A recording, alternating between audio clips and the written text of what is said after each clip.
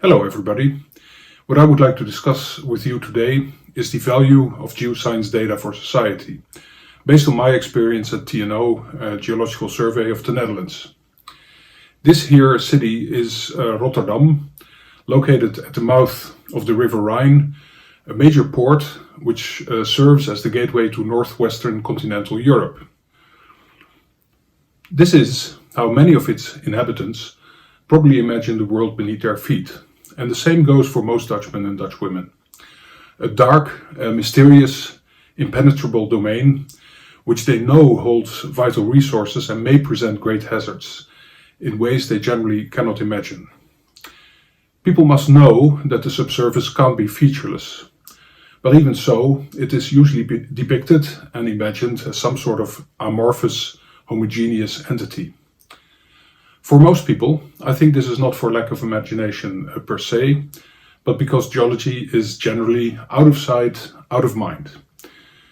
This is actually strange if you consider how basic and fundamental the needs are that the Earth fulfills. Let's make that a bit less obvious than we wouldn't be able to live without the planet to live on. 10 out of 17 UN Sustainable Development Goals arguably relate to geology, partly if not fully. Food, water, public safety, climate and life itself are intimately related to, conditioned by, or simply a manifestation of Earth surface processes. Our economies, industries, built environment and infrastructures need to be resourced. And yes, we still have to mine what we can't grow. So perhaps hidden in plain sight is a more accurate aphorism than out of sight, out of mind. Geology is basically everywhere. However, geologists should not blame those who don't actually see or think geology everywhere, because we are obviously professionally deformed. But we must realize that to them, a geologist who finds resources or identifies hazards must be some sort of a magician. In reality, our surveying, mapping and modeling efforts are laborious undertakings rather than magical tricks. We have been modeling conceptually for centuries, by which I mean using observations and our understanding of geology to imagine geological conditions and processes in the past, present and the future. And for the last couple of decades, we have been creating the subsurface models we are discussing today, which are three-dimensional digital representations of relevant subsurface properties. And representing processes, that is, changing conditions, would make those models four-dimensional. When I tell people what we do as a geological survey and why I think this matters, the generally positive response is usually more or less like this. People really appreciate geology as such. This is not my virtue, but simply because the stories behind the rocks can't fail to deliver. Geology fascinates. They are duly impressed by the sheer amount of data that we hold and make publicly available.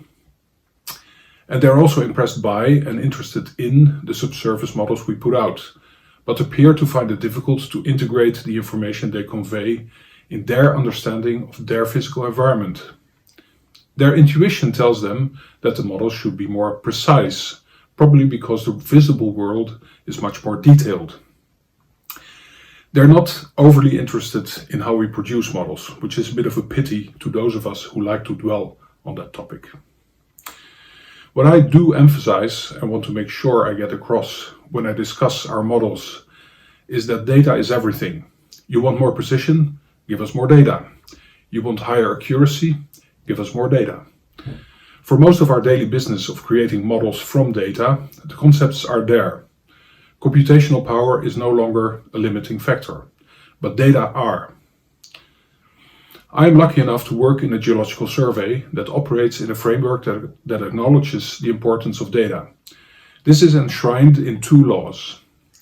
Our Mining Act governs the exploration and exploitation of the deep subsurface and the state-owned resources it holds. It dictates the transfer of private exploration and production data to the public domain via our survey. The purpose of that used to be primarily to attract investments by the hydrocarbon industry, But now it is giving us a head start in the energy transition. And it provides us, of course, with a body of data that most geologists can only dream of. More recently, a law was passed on geological information for the shallow subsurface. The law establishes a government subsurface database, referred to as BRO, which is to be managed by our survey and is a component of a system of linked key registries that hold all sorts of vital government data. More specifically, the BRO law dictates, firstly, that all subsurface data collected by any of our government organizations are to be deposited in and published through the BRO registry, while keeping their responsibility for data quality. Secondly, that the Geological Survey of the Netherlands and the Dutch Soil Survey create a suite of geological models and soil maps, respectively, and serve those through the BRO registry along with the data they're based on. Thirdly, that any government organization that makes policies or decisions that rely on or pertain to the subsurface is obliged to use the registry and the data and models it holds. And finally, that if a user thinks there is an error in the registry, he or she must report this and the data owner is obliged to fix it. The purpose of the law is to increase the quality of public decision making and public spending, especially in land use planning, infrastructure development and water management. The implementation of the BRO, under responsibility of our Ministry of the Interior and Kingdom Relations, is ongoing and should be completed by 2022. It entails a huge data standardization effort, designing and building IT systems, transfer to the BRO of legacy data models from the Geological Survey and Soil Survey databases, connecting users and getting them up to speed. You could see the key registry of the subsurface as sort of a self-healing system, most obviously so because of the feedback and error fixing mechanisms. Other than that, the amounts of data that are going to be pouring in will help us increase the resolution of our geological models and make them ever more fit for purpose. I envisage the effect of this as focusing a lens.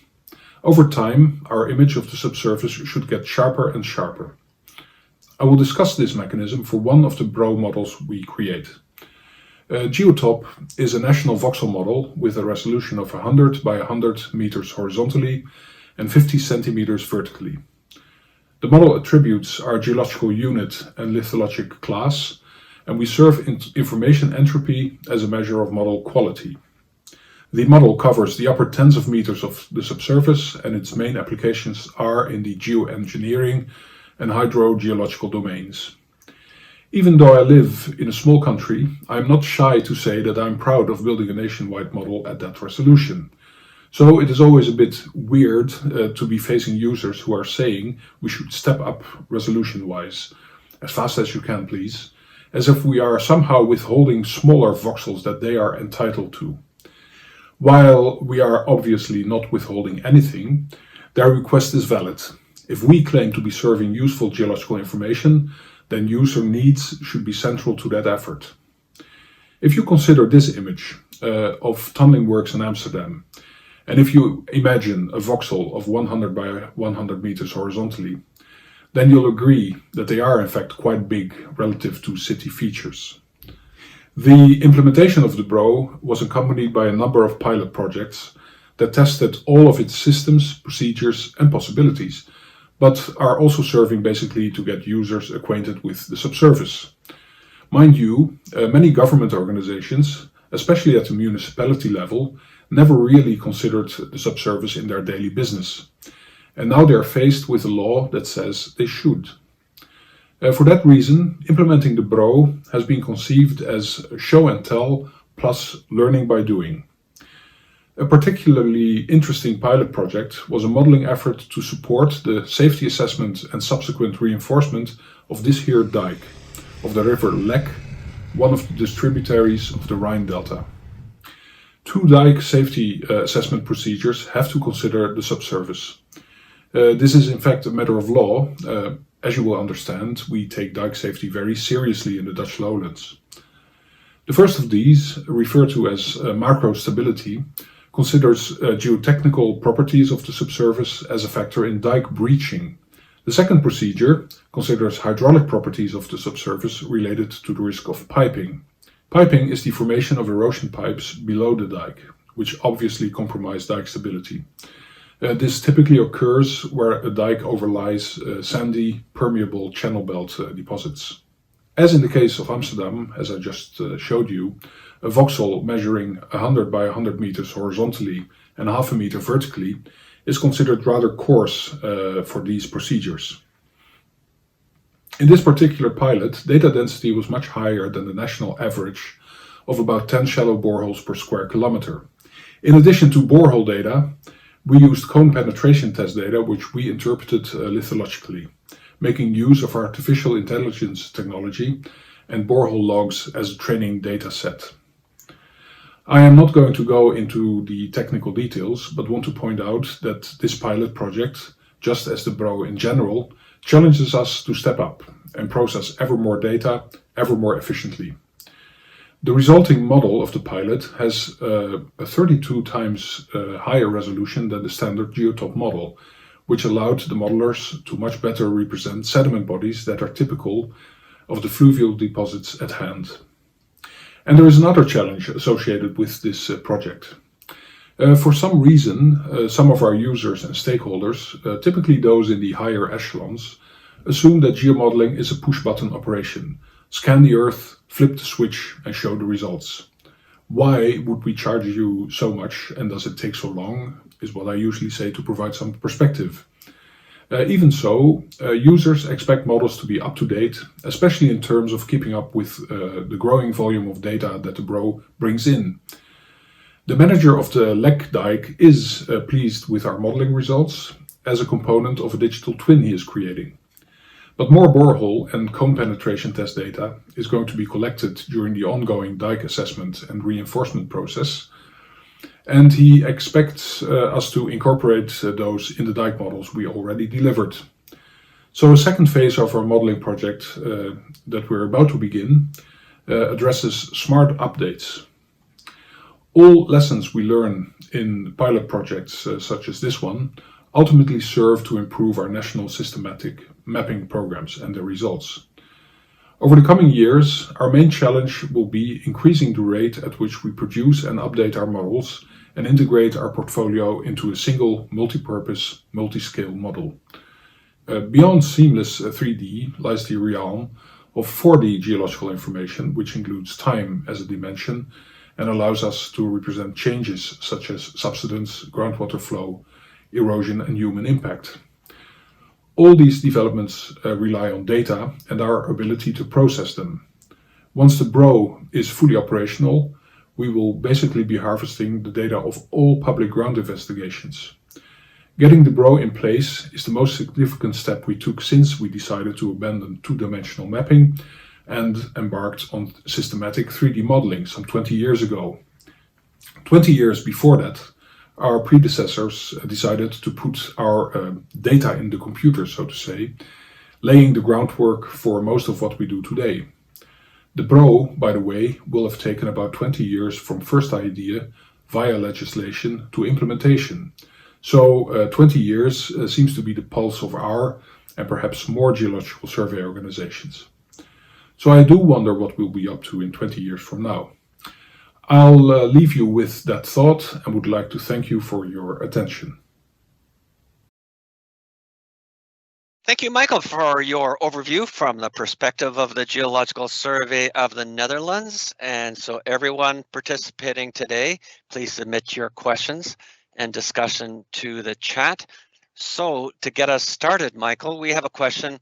How can we in our various nations and subnational jurisdictions convince government to implement a law comparable to the legislation that you have? What does it take? To begin with, a lot of patience, and it's what is necessary is to just begin. This 20 years is actually, it exceeds the lifetime of civil servants being in office. It exceeds the lifetime of, let's say, directors of geological surveys. So getting a project like that going is actually a matter of well, keeping at it, instructing whomever is going to succeed you, and well, and never give up, basically, because it takes a long time. Some people say, well, this takes so long, it's achievable, but then I say, just begin and see where you get. Very good. Thank you, Michael. There's another question, and I'll interpret it to say, do you have circumstances where you have more data than you really need? Yes and no, simultaneously. So let's say 15 or maybe even longer, 50 years or maybe even longer ago, we couldn't process all the data in one of the 3D models that we produced at the time because it involved a lot of manual interpreting. Now, in the type of modeling I showed you, and actually Holger showed some of it as well, the processing of data is no longer a limiting factor. And so basically we use all there is, and it still in most places takes more data than we have, even though we have a lot to deliver what people need. Very good. Thank you, Michael. There also has been a question about the future role of artificial intelligence and machine learning. Yes, what we're experimenting with is basically the automation of,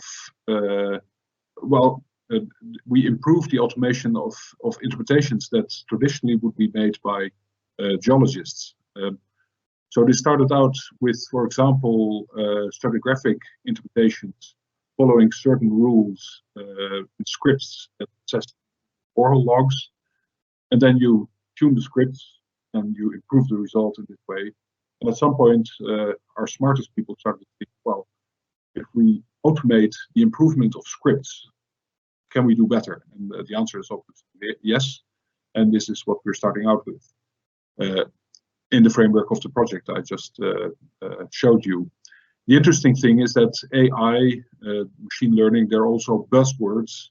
And some people think that they're a substitute for getting in real data. No, we use it to process more data, not to acquire less. Very good. And Michael, finally, there's a question on whether your models are conveyed in open source or proprietary formats. They are they're put out in formats that people can use, not in proprietary formats. On the top of my head, we provide Esri rasters, which are proprietary, but it is widely known, widely used. But everything we do should be as open as possible. That is the software we use is not open source software, but products are to be distributed as freely as possible. Very good. So thank you again, Michael, for your presentation from the